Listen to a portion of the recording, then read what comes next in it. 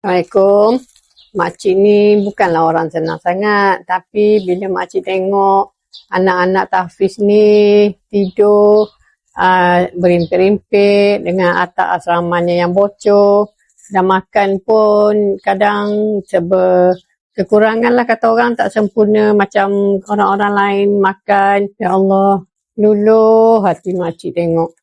Makcik ni bukanlah mampu sangat, tapi makcik rasa kalau makcik menderma RM10 pun dengan ikhlas hati makcik, insya-Allah Allah reda. Anak-anak tahfiz ni terdiri daripada anak-anak fakir miskin, anak-anak yatim, asnaf.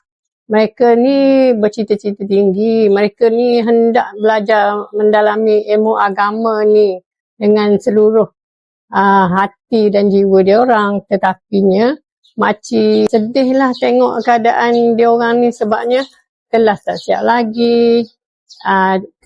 Dengan kelas yang sempitnya, dewan makan pun belum sempurna lagi, masih belum siap. Dan asrama dia orang pun bocor. Ini ilmu agama, hafazan Al-Quran. Guru-guru dia orang pun semuanya yang bertauliah daripada sultan sendiri. Anak-anak tahfiz ni makan dia orang semua ditanggung. Pembelajaran dia orang pun percuma. Kita ni banyak sangat dah guna duit untuk dunia. Kadang-kadang untuk akhirat tu kita lupa. Alhamdulillah makcik dah tunaikan bahagian makcik. Apa kata kita semua ramai-ramai menderma untuk Mahat Tahfiz Abadah ni.